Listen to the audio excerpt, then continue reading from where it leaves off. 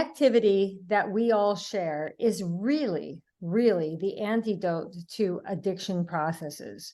And here we are in Bergen County with 70 different towns. It's an amazingly large, vast county.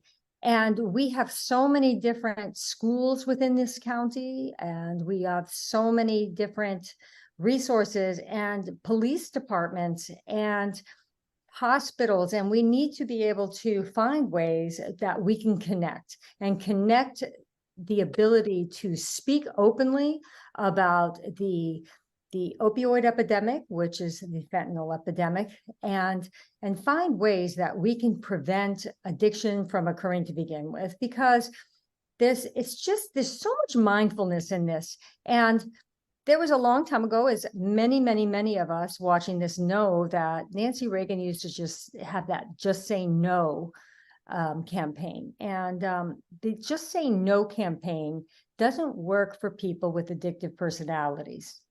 But we can, through our discussing these solutions together and finding ways of talking openly about addictive processes and ways we can help each other, it will help us say yes to being more mindful about substances we put into our bodies and why, and our attitudes around it. So just like people in recovery, Morgan was just telling me today, just a little while ago, about a Giants football player that has the number 12, right, Morgan?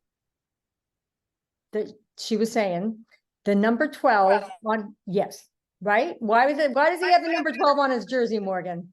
So he has the number 12 to represent recovery and the 12-step programs that have helped him in his life. Wow. With alcohol addiction. I know he also mentioned cocaine and Oxycontin. See, and that's what it's about. We can come out of the dark, people in recovery and people that have family members that have addictive processes. We can all come together and find our voice to be able to recover together. And we've all been affected some way from the opioid epidemic and the fentanyl epidemic. And I want to just thank all of our officers, which is why we created this program to begin with, Hard at Work. The officers are our first responders. They are responding to opioid overdoses with not just opioids. There's xylazine now, and there's all sorts of substances, but they are the first responders, and they've been delivering Narcan, and they've been unfortunately unable to revive so many people. Yeah.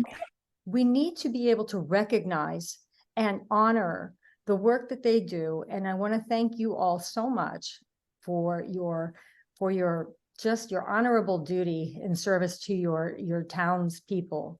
And, we have a couple of great officers, one from Ramsey, which is Sergeant Mike Thormann. And we also have Officer Nick McCune as well from Rochelle Park. But right now, I'm going to give you Prosecutor Musella. Thank you. Thank you, Nancy. It's great to be here after the summer and to start this up again.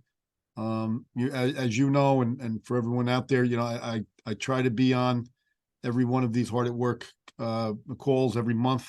I think it's a great thing Nancy is doing. I think it's a great thing Morgan is doing, Alumni in Recovery, to recognize and thank our police officers throughout the county. So anytime there's an event that is going to honor, thank, and recognize a police officer, I will be there. More importantly, these events serve the dual purpose of also, calling attention, raising awareness to the opioid epidemic, which I'm now calling a fentanyl epidemic. We here at the Bergen County Prosecutor's Office, we're ringing the alarm bell throughout the county, and I'll be telling you a little bit about some of the things we're doing. But this is a fentanyl crisis. But it's events like this, and with all our partners, and I'll mention again them at the end. We have to attack this from all different angles, with all different ideas, and with all different partnerships. So I thank Nancy for what she's doing. This event definitely raises awareness. This event definitely connects people to treatment. This event definitely helps end the stigma surrounding opioid abuse. And these are what we have to do. We through all our any different way we can do it.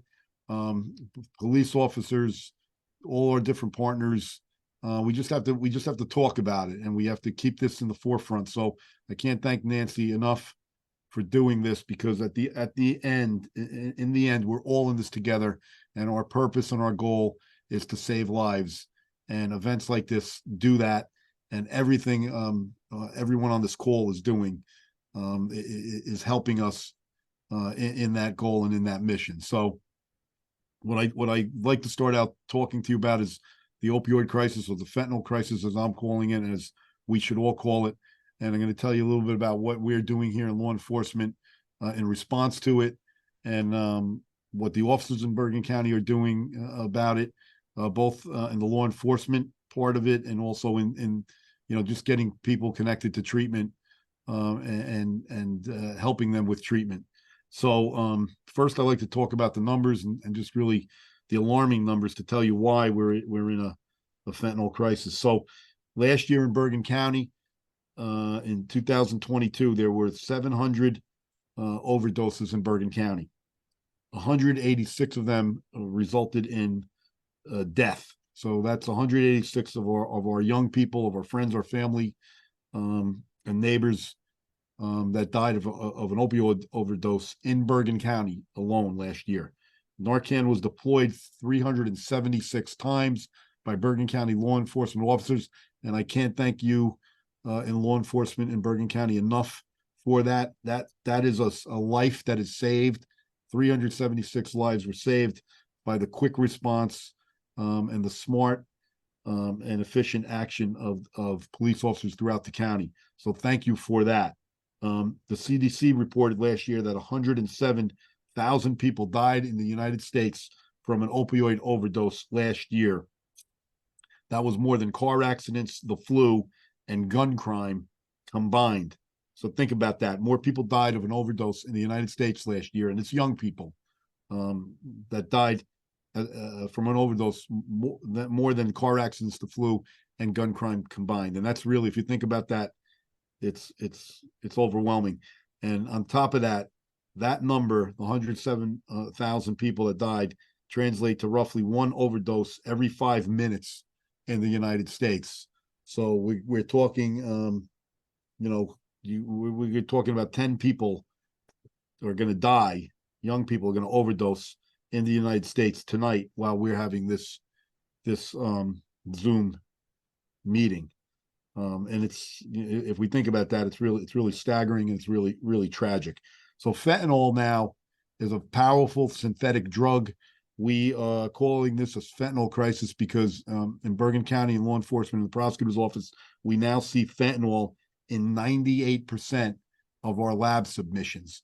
What that means is when we submit something to the lab, and whether we believe it's cocaine, heroin, pills, oxycodone, Percocet, Xanax, when we submit these things to the lab and we believe it's one of those illicit drugs, 98% of the time, that submission comes back with fentanyl, a positive reaction for fentanyl, meaning that those substances contain fentanyl 98% of the time. And that's really, really alarming. 30% of those submissions contain xylazine. Xylazine is a horse tranquilizer. We're starting to see it in New Jersey. It really is a crisis in the Philadelphia and Pennsylvania areas. But we're starting to see more and more xylazine in these lab submissions along with the fentanyl. So 98% of the submissions have fentanyl, 30% of those submissions also have xylazine. As I said, fentanyl is a dangerous drug. It's a synthetic drug, so it's cheaply manufactured. It's easily manufactured, and it's something that can be manufactured in a lab. Therefore, it costs less. The drug cartels that are manufacturing this, all they need is a laboratory, a house, an apartment, a warehouse. They don't need poppy fields. They don't need acres and acres of property. They don't need the weather to cooperate with them. They don't need to ship this stuff in large bulk shipments to these routes that we used to see. The drug distribution used to go from Turkey the heroin distribution, Turkey to Sicily to the Netherlands to the United States. Now it's going from China to Mexico, and sometimes through Australia, and it's mostly just going through the mail. Because again, it's a synthetic, it's manufactured in a lab, it's basically just chemicals that are mixed together, and it's sent to the Mexican cartels are paying for this. The Mexican cartels are employing scientists and drug dealers to manufacture this fentanyl, and we see that they're targeting the youth of America. They're targeting specifically the United States as their user base, and they're making this powerful. They're making it addictive. They want it to be addictive, and quite frankly, they really don't care if our young people are dying, because it's a cost of doing business, and they just know there's going to be another young person that is going to buy this stuff, because the young people are constantly, that are addicted to opioids, are constantly chasing that high. And the fentanyl is so much stronger than heroin. It's 50 times stronger than heroin. It's 100 times stronger than morphine. And you may have seen on the news lately that even touching it, a small amount, if you touch it, can kill you. A lot of times when we go into these fentanyl labs or these fentanyl stash houses, we have to employ either our detectives, or we have to hire outside companies that come in hazmat suits, that gloves and full suits with breathing apparatuses, to not, so that they don't inhale or touch the fentanyl that may be on the furniture or in the air, for fear that it can kill them. You may have saw on the news, I think it was a week or two ago, there was a daycare center in the Bronx. A young baby died. A young child died from basically coming into contact with fentanyl. It's unclear if they had touched it or ingested it, but a young person, a baby, I believe it was a 2 or 3 year old, Nancy, I don't know, died of coming into contact with fentanyl, and those people are under arrest, and they will be prosecuted for strict liability drug-induced deaths. I want to tell you that we now in Bergen County will be prosecuting individuals who sell fentanyl for drug-induced strict liability deaths. I have with me right here a press release that I issued today. Can't show you the name, but it's a press release, and it's Garfield man arrested for strict liability in a drug-induced death and other drug offenses. And that's a first-degree crime. And this was for basically distributing fentanyl to a young man in Garfield, and that young man died. We, in the Bergen County Prosecutor's Office, will now be prosecuting aggressively these strict liability drug-induced deaths. There was another strict liability drug-induced death in March. You may again have read or heard of that. It was on the news and in the papers about the 4 waitresses at the mall in Hackensack in the fashion center. They were on break in one of the restaurants. They were snorting what they believed was cocaine that was sold to them by the dishwasher, and he cooperated. And we now have arrested the individual in Patterson who sold that cocaine, which was mixed with fentanyl, to them, and we will be prosecuting him for strict liability drug-induced death as well. One of those young ladies, the 4 of them snorted the cocaine, what they believed to be cocaine that was laced with fentanyl, and one of them passed away. All 4 wound up in the hospital, but one of them, a young mother, died. So that is how dangerous fentanyl is. Those are just some of the cases that we have seen here in Bergen County, and the soundbite that I'm getting out there to you is that from the press conference that we did, you have to assume that anything you buy on the street, any illicit drug you buy on the street, whether it's powder or pill, and that's cocaine, heroin, Xanax, oxycodone, Percocet, you have to assume if you buy something on the street or something is given to you on the street, so that is other than from a doctor or from a pharmacist, that it contains fentanyl and it can kill you. And the problem with fentanyl, again, and these illicit drugs that are bought on the street, is they're not homogeneously mixed. So you don't know how much of a dose, every pill, every line of cocaine, every dose of heroin that you inject has a different amount of fentanyl in it. So, or no fentanyl at all. So in other words, when this drug is cut and when these pills are stamped, they do not all have the same dosage. So if you buy 4 pills, 2 pills can have no drugs in them at all. 1 pill will be just right, and the 4th pill will have too much fentanyl and it'll kill you. So it's sort of like Russian roulette, and it's also sort of like the Goldilocks effect that we call it here. You just don't know what you're buying. You just don't know how much fentanyl is in the drugs that you buy, but 98% of the time fentanyl is in those drugs. We in the Bergen County Prosecutor's Office are again attacking this by different ways. One of the ways also is handing out fentanyl test strips at our pop-up tables. You know, we started with the Operation Helping Hand, and Operation Helping Hand is still in effect, where we would go to open air markets, arrest Bergen County residents that go into Patterson or New York, follow them back into New Jersey, arrest them, bring them to our headquarters, and connect them to a recovery specialist. We are still doing that, but we're also now attacking it through pop-up tables. We've had 4 pop-up tables in different high-risk towns in Bergen County where we see a large amount of drug use or individuals that are prone to drug use. We have pop-up tables with information there, Narcan kits available, fentanyl test strips available, and our hotline card. We also have a 24/7 hotline that is manned by a recovery specialist. We have taken 1,000 calls and referred 1,000 people, over 1,000 calls, but we referred 1,000 people to treatment. And this is the Bergen County hotline. We hand these cards out. So this is the hotline. Again, it's manned 24/7 for the recovery specialist from the center and Children's Aid and Family Services. And we found that this is really an effective way of connecting people to treatment. Just for an example, Operation Helping Hand, we've been doing that for 6 years, and 4 times a year. We usually get about 20 people in each operation that is connected to treatment. So if you do the math, that's about 100 a year over 6 years. So that's about 600 people. In 1 year that the hotline has been up, we've connected 1,000 people to treatment. So that's another way we're connecting people to treatment.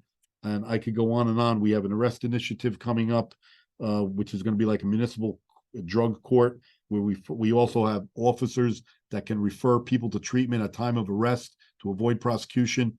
We have recovery specialists that will come to the police officers, to the scene, to the headquarters, and get that person into treatment. Every time an officer deploys Narcan, as I told you, 376 times, a recovery specialist is called to the scene or to the hospital, and the person is handed off to the recovery specialist. If a person does not want to go to the hospital or refuses treatment, we are now leaving them with a Narcan kit and with the hotline card, and we're following it up through knock and talks and through our OD maps system and through our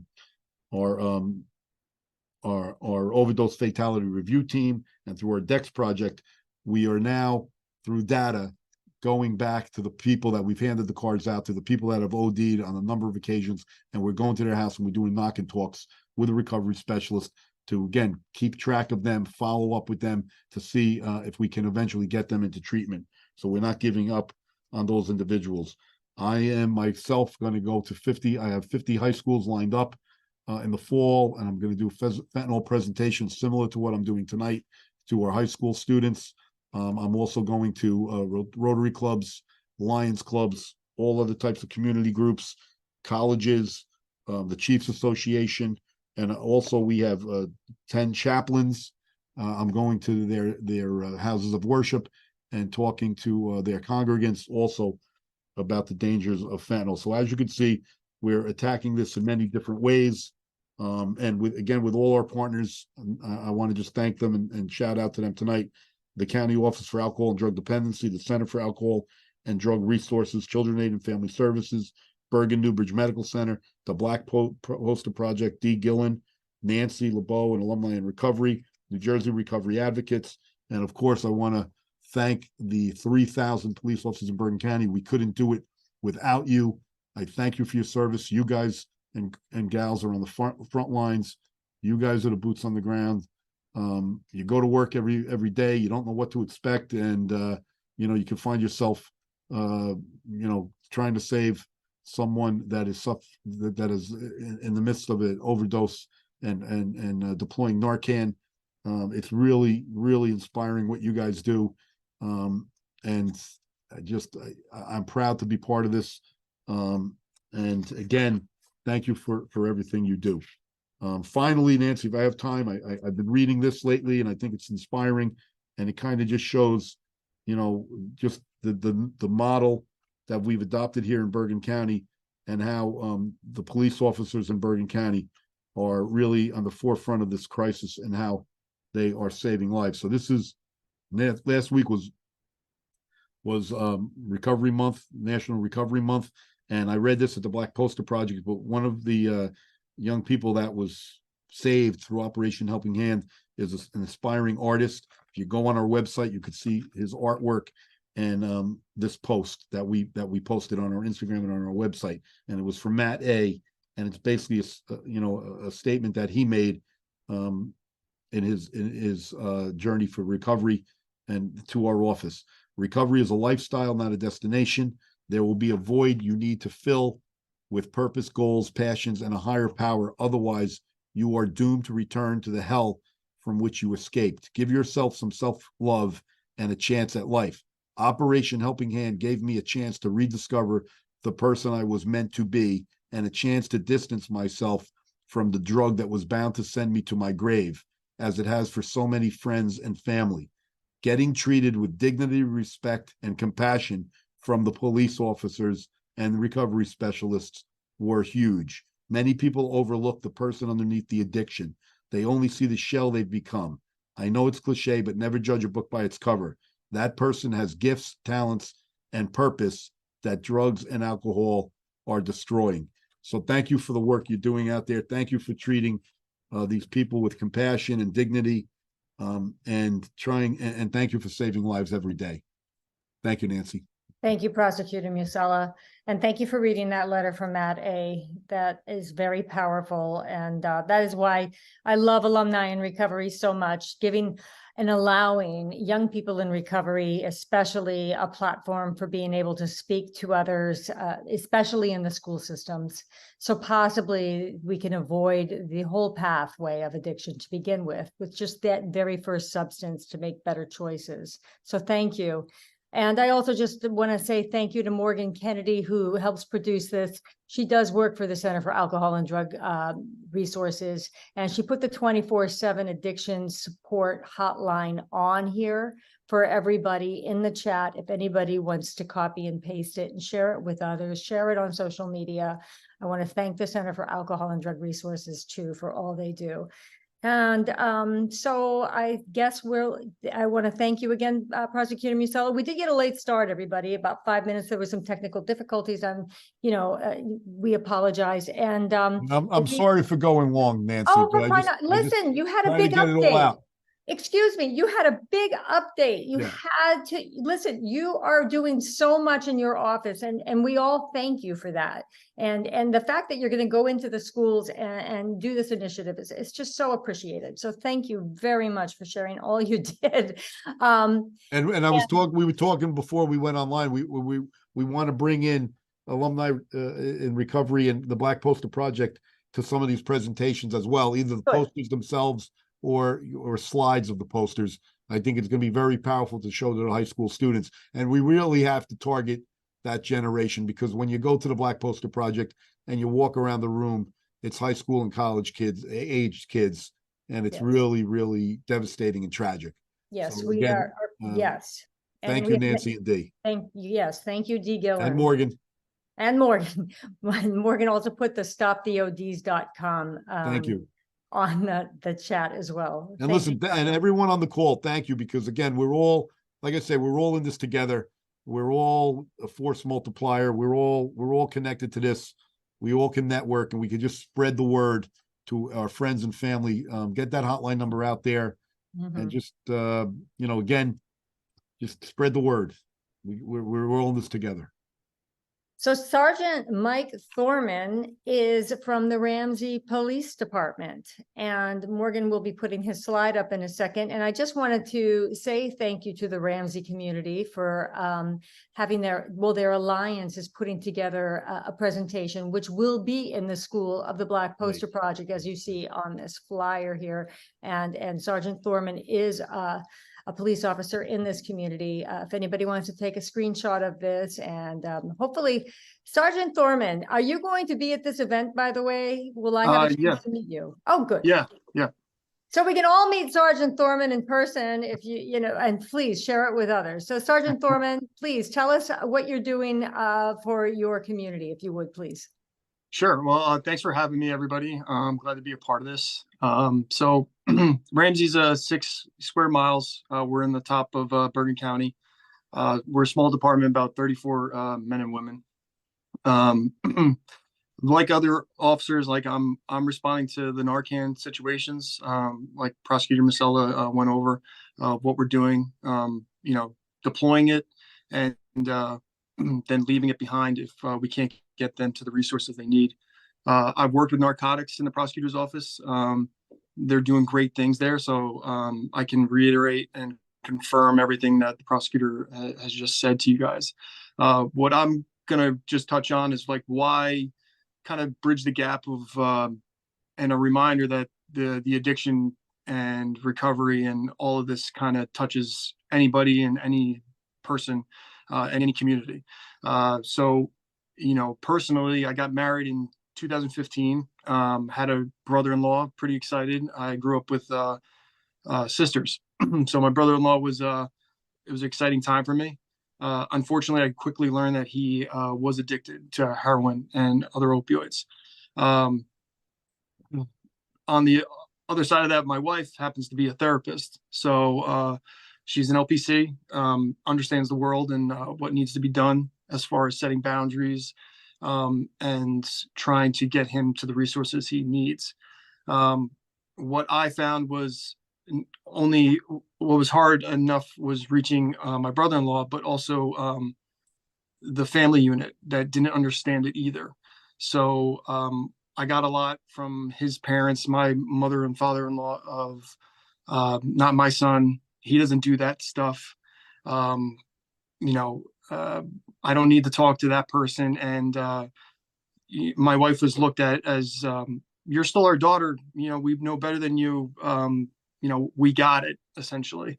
My brother-in-law passed. And I made 2 promises after that, after helping arrange his funeral, was that 1, my children were going to know who their uncle was.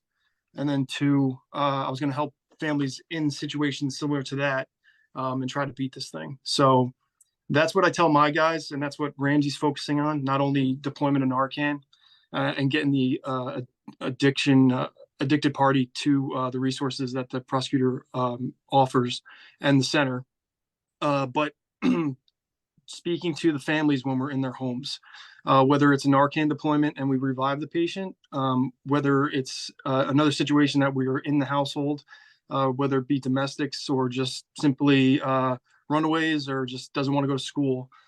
When we recognize that the patient or the person at the household is addicted, that's our chance to talk to the families. Show the cards, speak about my experience, what enabling is, how it can feel like you're helping, but not being part of the solution. So that's what my people are also identifying, especially when we're in the house. I think we have their ear a little bit more than at headquarters. In that, we're also trying to find that gray area when a lot of our response is shoplifting, and you wouldn't think like shoplifting is a part of this, but sometimes that's a way to fund the habit. Returning items, stealing, selling, it's a way to fund the habit and purchase the opioids. So that's the forefront of what we're teaching our guys. It's the training and the education part of it, and recognizing addiction and homes that are being affected by it. So we've had the center come in and talk to the guys. We've had some people in recovery that have spoken. And We've had squad trainings.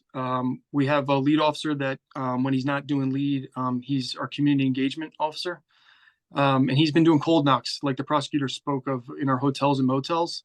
And he's going around to some of our residential areas and complexes that we've identified prior to having families that have, being having the effects of addiction. We also have a presence at the farmers market. In Bergen County, it's one of the most popular. So we've had 2 pop-up tents there, just passing out Narcan information and just trying to show that, yeah, Ramsey has a lot of nice restaurants. We got a great community here, but it still is here. And that's the most important, to make it just in sight. And it is in our community. It's not something that's, in the dark alleyways anymore. On the enforcement side of it, we recently got the opioid grant. And with that, we tried to find a program that we could really make a difference. I'm pretty excited about it. We have our first canine ever in the Ramsey Police Department. He's a single-purpose German Shepherd. His sole purpose will be finding narcotics on our stretch of 17. We hope to, work with the surrounding agencies. And recent news from his training is that he just imprinted on heroin and meth, and he's doing very well. So we're excited about that. Our handler, Officer Hammerschma, is down there in Tinton Falls training. My job right now is to get everybody on the same page of canine case law and getting back on the streets and, getting drugs off the highway in the little stretch that we have. That's our department. We're small. We're just trying to assist the prosecutor's office with his mission. And, we're doing everything we can in the households and on the highway. So thank you. Thank you so much. And thank you for just sharing how it does affect the family. It affects all of us. But the family is a huge piece of who needs help, and appreciate all that you're doing and helping others. So thank you. And I look forward to seeing you on October 10th. You as well. Thanks. Okay, that leads us to Rochelle Police Department not Sergeant Thormann. I'm just still looking at your face. Officer Nicholas Mercoun, who is the resilience officer and crisis navigator over at Rochelle Park Police Department. And he had the Black Poster Project and Alumni in Recovery come and do a community event just a little over a week ago. It was a week ago. Yeah, like 8 days ago. And you did a great job, Nick. You were just wonderful with your community. And I can't wait to hear more of what you're doing. I appreciate that. I'm actually going to try to attend Sergeant Thormann's event. I have a third child coming the next week. So it depends if my wife goes into labor. So hopefully we're all good there. Like Sergeant Thormann, I have a lot of the same initiatives we are doing in our police department, but I like to touch on exactly what he said about how it being a family thing. What we've noticed the most is that the more people that are into helping people with addiction have some sort of connection, whether it be a family member or a friend that has been involved with this. And I, for one, I lost my father this year. He was he died basically of alcoholism. And he struggled with his addiction for my entire life. So I've seen parts of addiction from that end. I've seen the other parts of people being addicted to heroin in my family and pills, and close relatives and family and friends who they seem like they're going to be lost, but they're always searching for something else. And for someone like me, who's a crisis negotiator, I'm the department resiliency officer, I like to help people in crisis. It's just the way I was as a kid and how I am now. And that's pretty much where I strive to be in police work, is wherever I can be to help someone. I want to be the person that's there being called on it. And I speak from someone who, I may have lost one of the closest people to me in my life, but I've also seen some of the biggest transformations from seeing people going to NA, Narcotics Anonymous, and going through the entire ordeal and seeing people come out on the other side and turn their life around.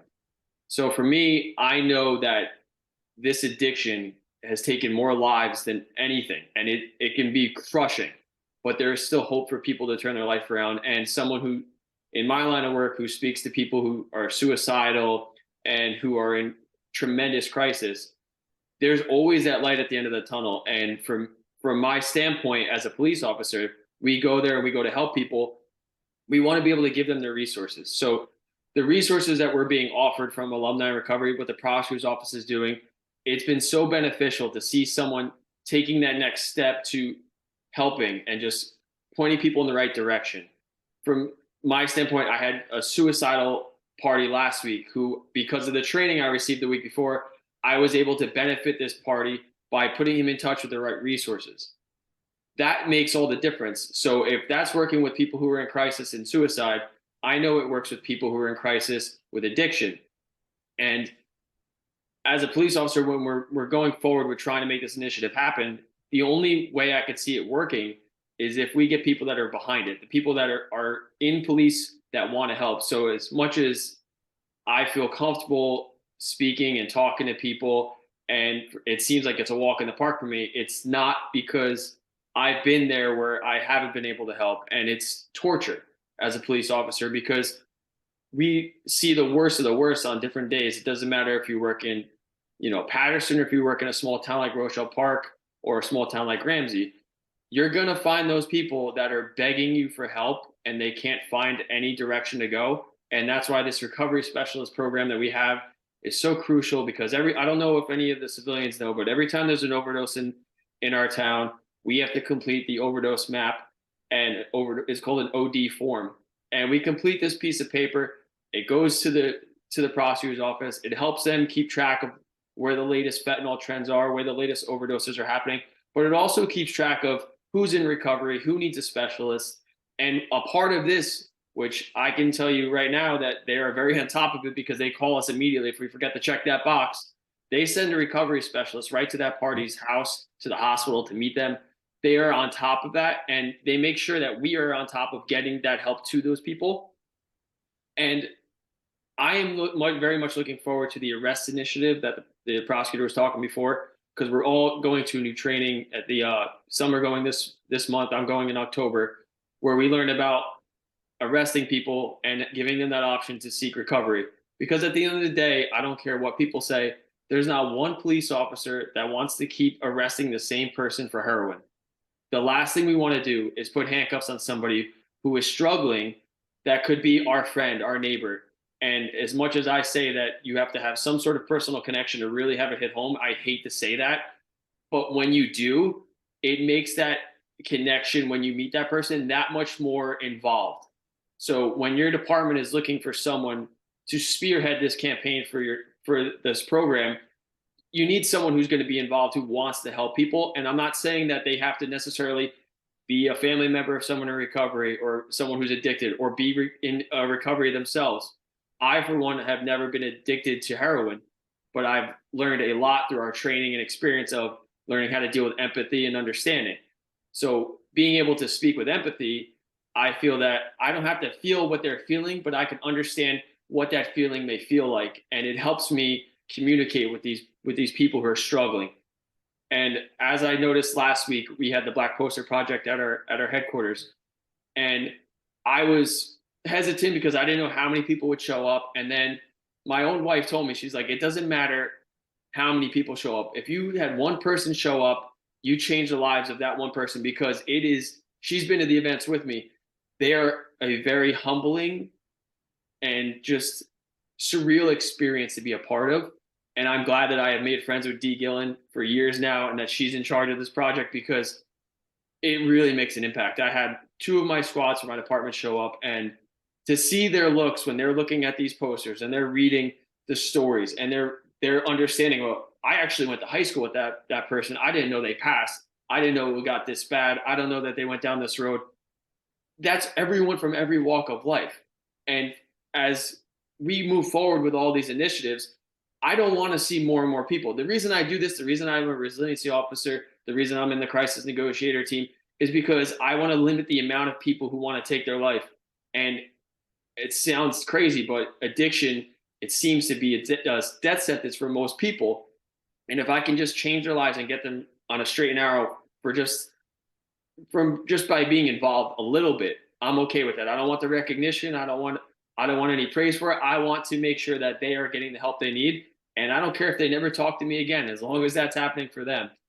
And moving forward, I just hope we could all work together with this initiative, getting things done. And I mean, I'm a big supporter of the prosecutor and what he's done and what he's doing for the county.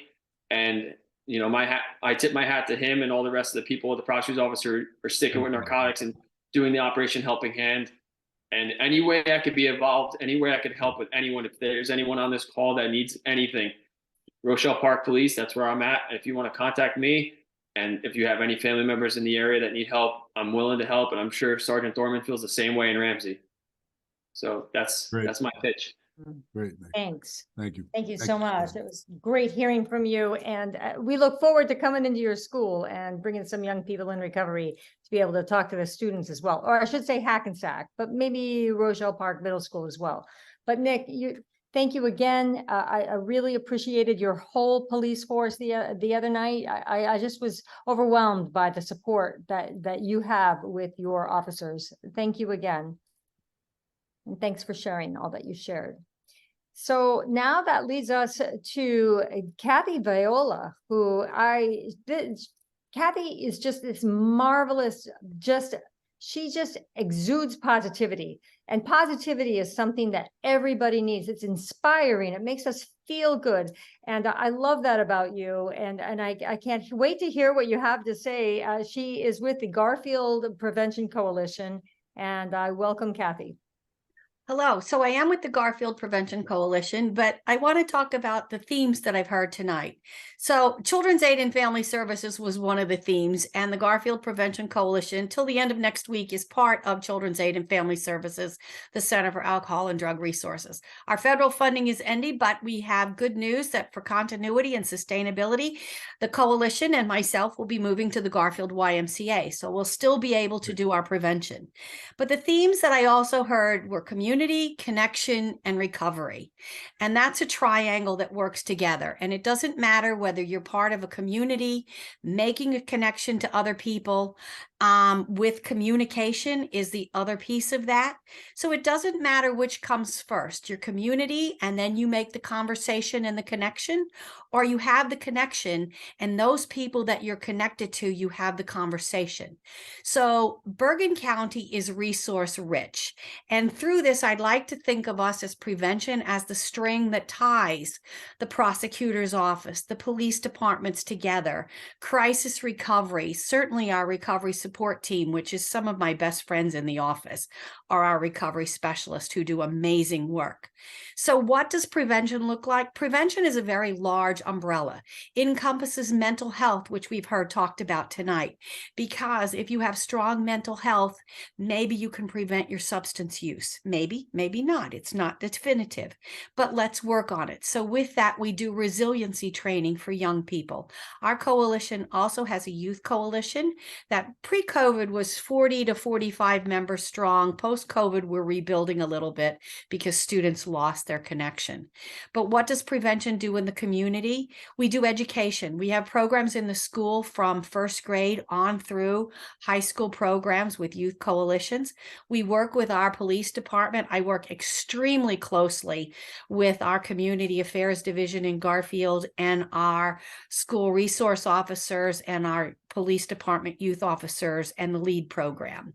We work with the recovery support specialist. I have tabled with Morgan and other recovery support specialists in Garfield with the Narcan strips. We have done for many years community-wide Narcan training and now expanded that to naloxone training and fentanyl test strips and those kind of things.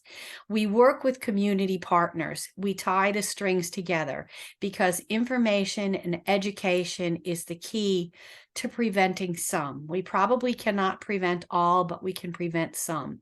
So we begin with still educating about alcohol, because alcohol can be a substance that people with the opioid crisis being so large, we forget about alcohol. We talk a lot about nicotine and vaping products and how that can lay the groundwork for changing the brain dependency and your brain transmitters, and also almost like lay the pathwork for substance use progression.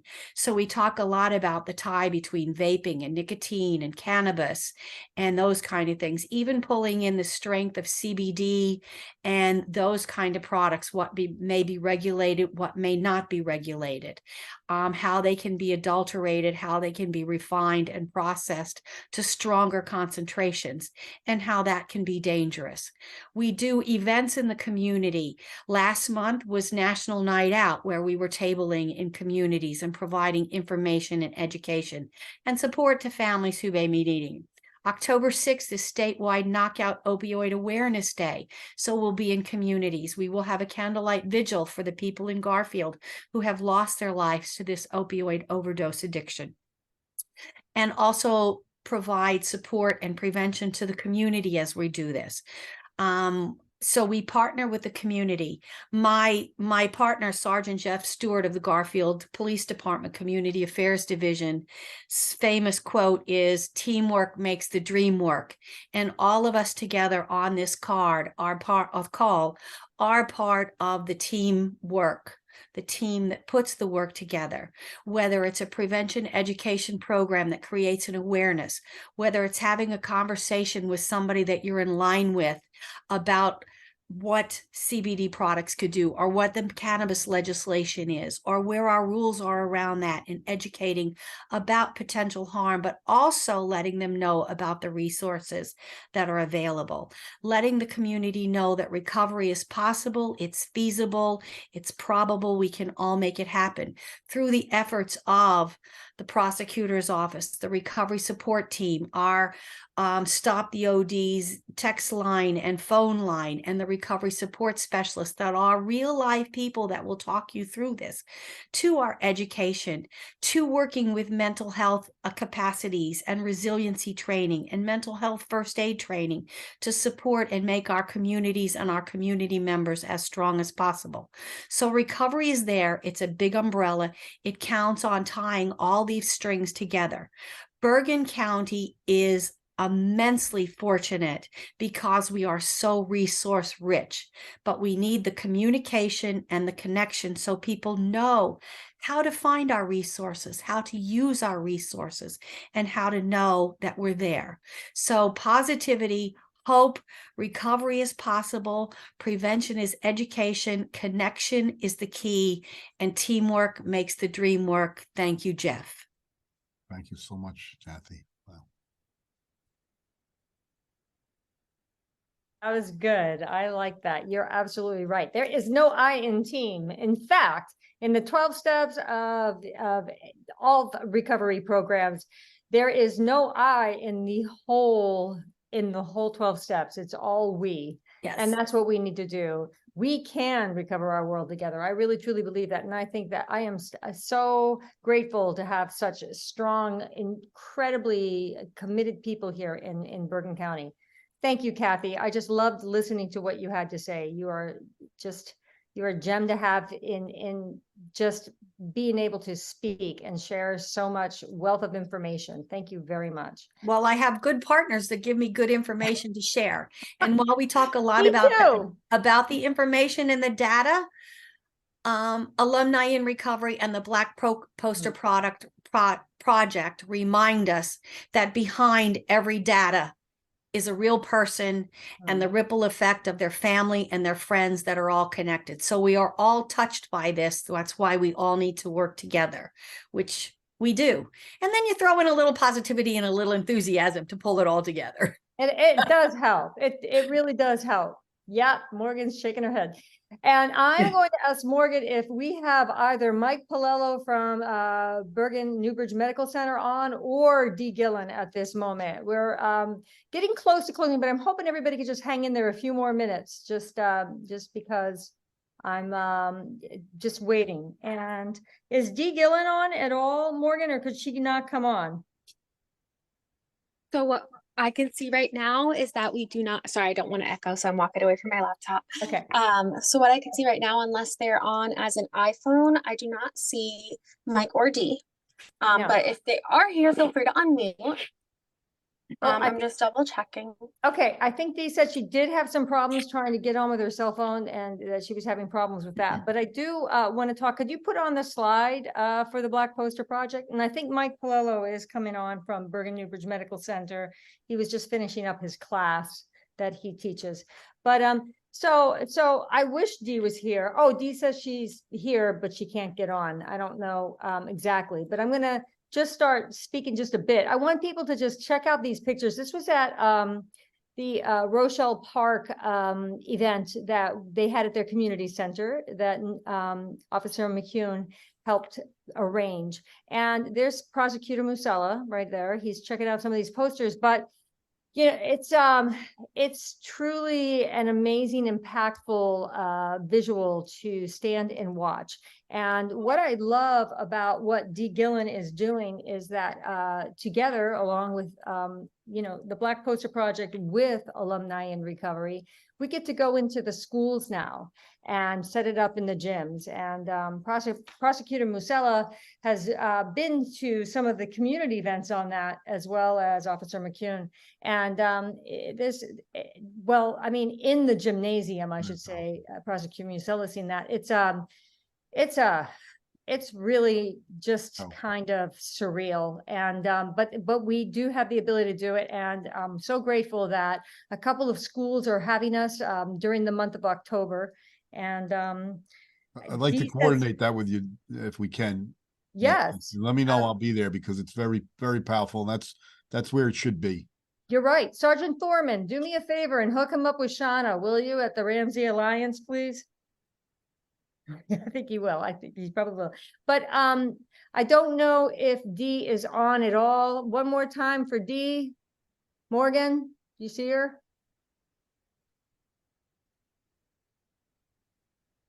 Nancy, while we're waiting, don't. can I she on?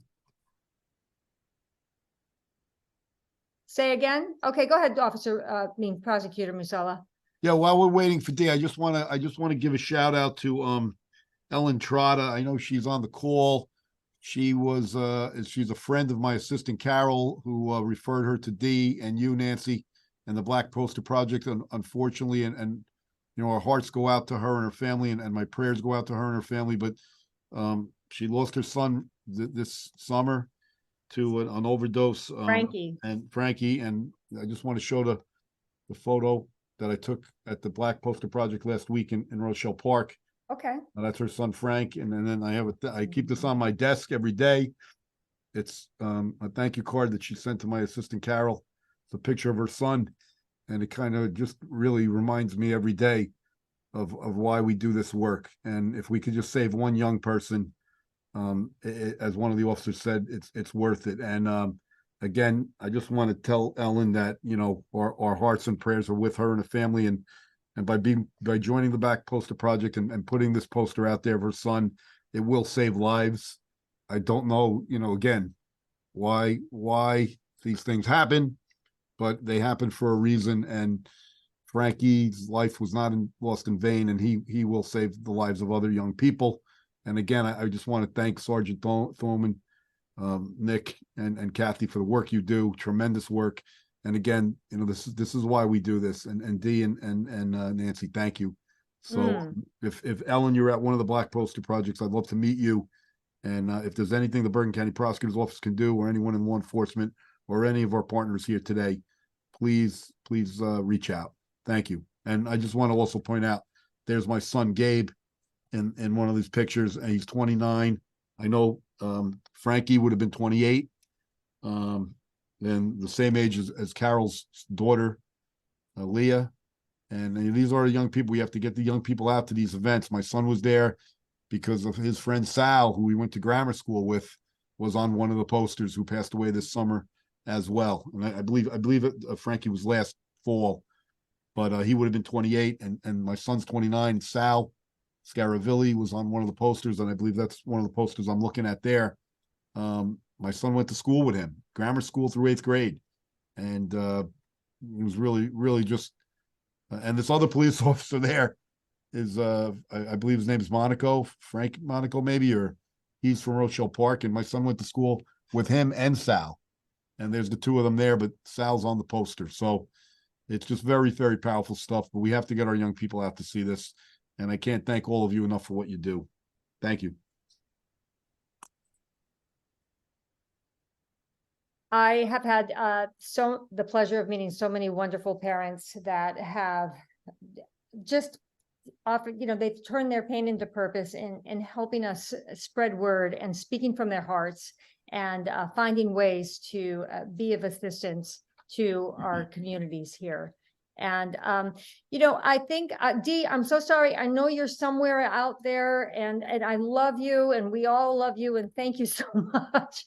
And we'll catch you next time. But please, everybody, please come to, if you want, the Ramsey event, which was on another slide. If you want to get more information, we will be sending out information on it, as well as the Bergen County Alliance on that event, which will be on October 10th at the Ramsey High School from 6 to 8 o'clock for an evening event on October 10th. And, I think that Morgan is Mike Paolello from Bergen Newbridge here. I am here. Oh, hey, Yes. hey, Mike. Hi, this is Michael Paolello, everybody. Bergen How are Newbridge you? Medical Center's Chief Clinical Officer. He was just teaching a class. And I'm going to ask you if you would please wrap it up for us a bit. Okay. Yeah, I wanted to talk about just a couple of things that we're doing over at the hospital. One is we're getting creative with our family group because, as everybody knows, addiction is really a family disease, and we still have a lot of stigma, and then we have families that are afraid to speak up about addiction, and so we're really trying to address that. So one of the things that we've been doing is like partnering with our partners, Care Plus New Jersey and Integrity, and trying to do fun things with clients and their families, like we have a barbecue plan that would, so kind of get the families like together, they're being able to talk to each other, because it's really something that, addiction is a family disease and recovery is really a family, it's family recovery. Anyhow, having said that, recovery support services, which I'm sure everybody here knows about, it's one of the things that at the hospital is just proven to be so miraculous at times. I think about our patients leaving detox, for example, against medical advice, meaning their treatment's not done and they leave. Used to be around 30%, and the national average is over 40%. So we thought we were doing good, and so but we had everything in place, every intervention in place, that if a patient were leaving against medical advice, to have a trained, a licensed counselor talk to them about really, the benefits of staying in treatment. And, it worked sometimes. But then we noticed, we started to bring up, because I only have a few recovery support specialists, so we started to bring up recovery support specialists. If it didn't work with the trained counselor, then we, in crisis intervention, then we brought up a recovery support specialist that can basically say, hey, I've been where you're at. I know that feeling. And all of a sudden now our AMA rate, as it's known, has decreased from like over 30% to under 20%. So what we just did, like literally within the last 2 weeks, is we got 4 positions for the detox program. And that is not grant funded. It's just the hospital realizes we need to have these recovery support specialists working alongside counselors, anywhere that we can, but especially on the detox unit, because we want to keep people from, going to treatment is a difficult decision to begin with. And often they're there a couple of days and they want to leave. So on our short-term rehab units, on our detox unit, we're going to have more and more recovery specialists. And then in our recovery center, which Nancy, thank you for all your help with that. Nancy's done meditation, yoga, I think once, I don't know, but definitely when we first opened up, you were like so helpful with that. But that has really become a place that kind of like a drop-in center. People that are in treatment or people who are thinking about going to treatment just feel real comfortable coming in and talking about their concerns. And we have recovery specialists there, connecting them to other programs to meetings to, whatever they need. These are people, again, in long-term recovery that really can say, I know how you feel, I've been there. And so we were able to expand that the recovery support services and the drop-in center with 2 grants. One was a state grant and the other is a federal grant from the STAMSHA. And so we added a couple more recovery specialists to that program. So that's really become something where we look back and say, wow, why didn't we know this 10 years ago? But it's been very helpful to providing treatment for patients. All right, so that's some of the things going on at the hospital. And if anybody ever needs, and I say this at every meeting, they know we're a safety net hospital. So if they don't have insurance, they have Medicaid, whatever they need, you can call me directly. My phone number is 201-470-3828. Nancy will give it to you, put it in the chat. But if you need anything, just call. And Carmen just put her number. She's one of our recovery specialists. Thank you, Carmen, in the chat. Somebody needs treatment, we're going to get them in right away. Thank you, Mike. Thank you, Mike. Thanks, Mike. Thanks for making Bergen Newbridge such a welcoming place for people to come and get help. It's so appreciated. And Dee Gillen says she thinks you're awesome, Mike. I love Dee. She can't talk, but she can at least send messages. Okay, I want to thank everybody so much, and this will be on YouTube. By the way, we have a YouTube Alumni in Recovery and J Station, channel that anybody can, just tune in. And Prosecutor Musella, do you have any closing words you'd like to say before we end? Just want to thank the officers, the 3,000 officers in Bergen County for the work they do every day, especially Nick. And I want to thank Sergeant Thormann and Kathi. Thank you for the work you do in Garfield and just everyone on the call. We're in this together, and just let's keep spreading the word and let's help each other, lift each other up and support each other. Let's do it. Mike, again, you're doing great work at Bergen Newbridge as well. So thank you so much. Thank you, sir. Okay, just in time, my computer's about to give up, and I want to thank Morgan again at the Center for Alcohol and Drug Resources. Thank you, everybody. Thank you, officers. See you all soon. Thank you, everybody. Good night. See you guys in Ramsey next week. Good Let's night. recover our world. We can do it.